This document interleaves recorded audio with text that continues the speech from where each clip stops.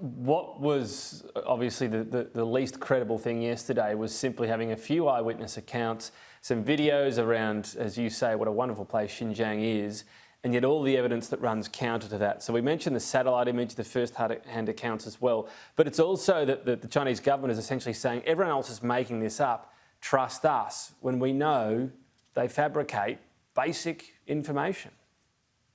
Yeah, this is one of the interesting elements of, I suppose, the information war in a way that's going on around Xinjiang, where you have the party state we're pushing forward this particular narrative that external observers such as ourselves can say, okay, this is very obviously a fabricated narrative.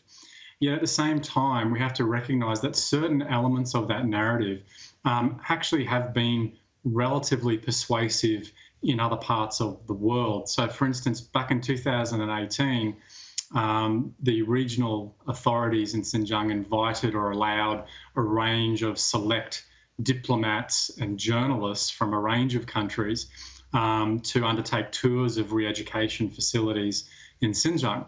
And they, of course, presented a range of glowing accounts of what they saw in Xinjiang, particularly around these notions of education, the provision of vocational training, but also around secularization and, in fact, counter-radicalization.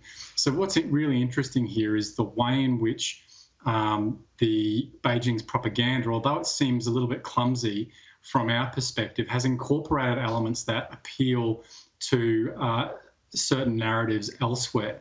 And this is something that I think we have to keep in mind as we attempt to counter some of this disinformation as well.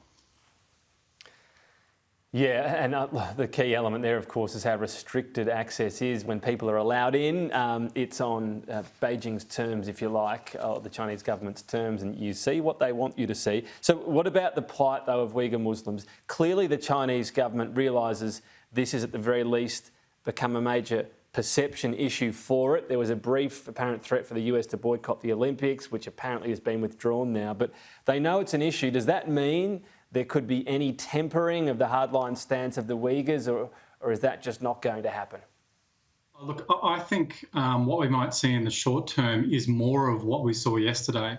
So, in effect, I think Beijing will double down on this particular narrative and also on this diplomatic and propaganda offensive in an attempt to get out what it sees as its positive narrative about what the party state is attempting to achieve in Xinjiang.